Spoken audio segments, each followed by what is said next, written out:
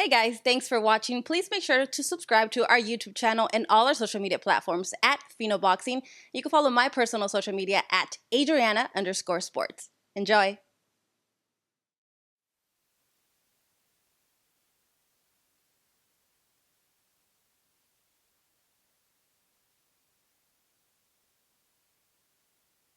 He still got knocked on his ass twice, and nobody expected him to get up after the second knockdown.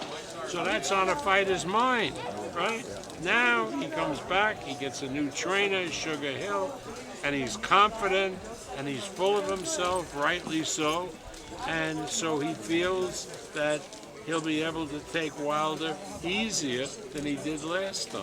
I mean, it's as simple as that. There's no rocket science in this. Is that a bad thing, given how hard of a puncher Wilder is? No, I don't think it's a bad thing, because if you are afraid of a puncher and you stay away from the puncher, there's a limit to the time you can stay away, as the first fight showed, because eventually the puncher is going to get you. Right?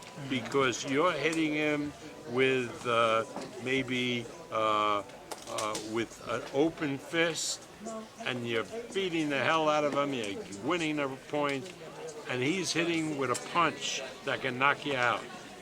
And so the way to fight a big puncher is not to crap around with him and to keep outboxing him, is to take it to him and prevent him from throwing his punch to knock you out. I know. That was Tyson's theory then, it's his theory now, and it is what it is. I know a lot of fans are disappointed that we didn't get the Undisputed fight, but they're also asking, like, how did we end up with this fight when the Undisputed fight was so close? Well, the Undisputed fight was close as not a cigar. The problem is, Eddie Hearn was screwing around with the deal that he was trying to make with the Saudis, and it went on months and months and months, because instead of just making a sight deal, you know, give us some money and we'll bring over the fight, he sold them, tried to sell them, all of the rights, all of the television rights. And they aren't fools. They had to do due diligence. They had to check what the split, remember, they didn't know that the cable companies got a big piece of it. They didn't know anything. So they had to learn it back and forth. And then there was Ramadan, and we went nowhere. Nowhere. And meanwhile, the arbitration was limping along, and the judge decided the case for them. I don't necessarily think it was right, but the judge decided. But he would have, in my opinion, not enjoined Tyson from fighting Joshua if the fight had been signed. But it hadn't been signed. Eddie contends that why'd you guys even go into these negotiations having the arbitration ongoing? Because we put it in there. We had no control of the arbitration. The Wilder people forced it to arbitrate, which was their right, and we acknowledged it, and it was in the contract that the two fighters signed with each other, Joshua and Fury, that there was an arbitration, and that could upset the apple cart. So there was no surprise, but we thought that we would get that fight signed and sealed, the Joshua fight, and the worst case scenario, that Fury would have to pay some damages to Wilder. That's what we thought, but they crapped around, you know, Eddie reaching for, you know, on behalf of everybody, reaching for the most money possible for all the rights, and we never got that deal done, and the judge knew it wasn't done, and therefore he ordered Fury to fight Wilder. But if the deal had been done, I don't believe he would have ordered it. So what into your decision of all the places to have this particular fight, to have it at the T-Mobile Arena? Well, it's a great arena. I mean, and people who, I'm Las Vegas, so I'm prejudiced, but you know, I watch all the hockey, the Golden Knights, and we're going to pack that place. And so it's close to 20,000 seats. It's a state-of-the-art building. And the thing that's really good, if the fight is, let's say, at a casino like MGM, then the other casinos are not as likely to buy tickets because they don't want their customers going in to another casino.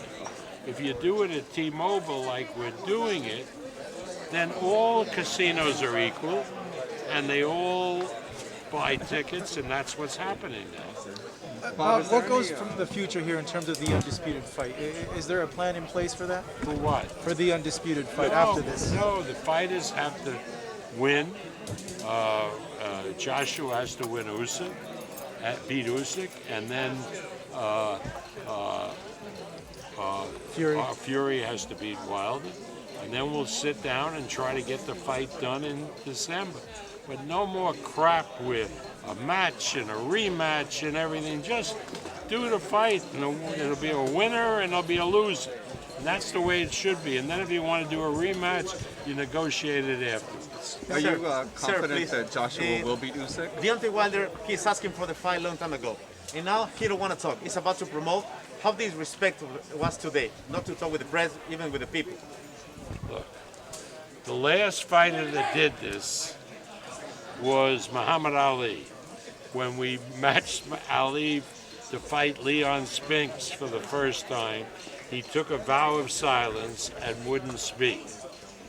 And I think it was because he was embarrassed that he was such a big favorite over Spinks. Well, you know the result of that fight? He lost to Spinks. Spinks won a decision. And, you know, again, if the guy isn't going to speak, I think he's digging his own grave. I'm sure you've and touched finally, on... sir, for my part, I don't know if you know this, but a lot of Mexicans now they're in Mexico and here in USA, they're following now Gypsy King. They fell in love because we like beer, like in Mexico, we like bucks, and we like girls. We love girls. It's the same. The Gypsy is now like a Mexican for the Raza. He's like a Mexican. He's like a Las Vegan. He's certainly more American now than he is Brit. I mean, that's for sure. Bob, are you confident that Joshua will beat Usyk, and then we can have the undisputed if both guys go I don't do the fights. I don't do the fights. The fighters do the fights. Usyk is a personal friend of mine. His best friend is Lomachenko. I've known Usyk for years. I really like him as a person. I've never promoted him. He seems like a trifle too small for a big heavyweight like Joshua. But if you ask me who I'm pulling for in the fight, I'm pulling for Usyk because Usyk is my friend. Would a unification fight with Usyk, if he were to beat Joshua, would that make it easier for Tyson and Usyk to come together if Usyk were to win? Being that you guys are friends? Hey, yeah, listen. I mean, if Usyk wants to fight, why not? Why not? I mean, again, Usyk is one of the most intelligent fighters as a fighter in the ring and outside the ring. He's a very, very bright guy. He's a big movie star in the Ukraine. People don't know that. I mean, he's a really special kind of person. So, does he figure to beat Joshua? Probably not, because he's too small, But if he does, I will be the first to be elated and congratulated. Hey, Bob, I know you've been asked this. Were you disappointed with Deontay being so silent? And is that something you anticipated? No, I didn't anticipate it, but every fighter, every performer has a shtick, and that was his shtick for this performance. The last one with the silent shtick was Ali, who got beat by Leon Spinks.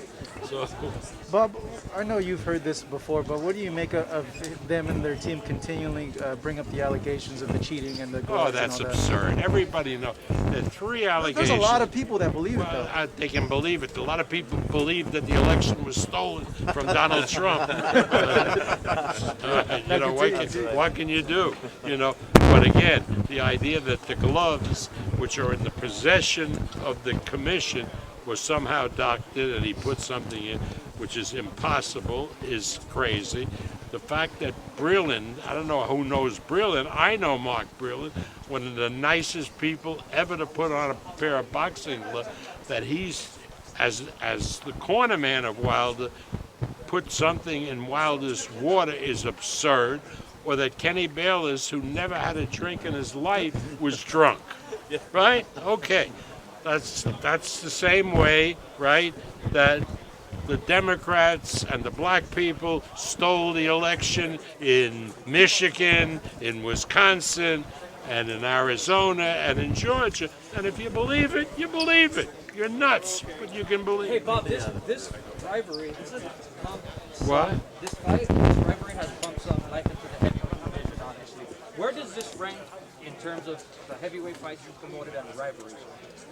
Remember, I'm going to be 90 years old, so I promoted out.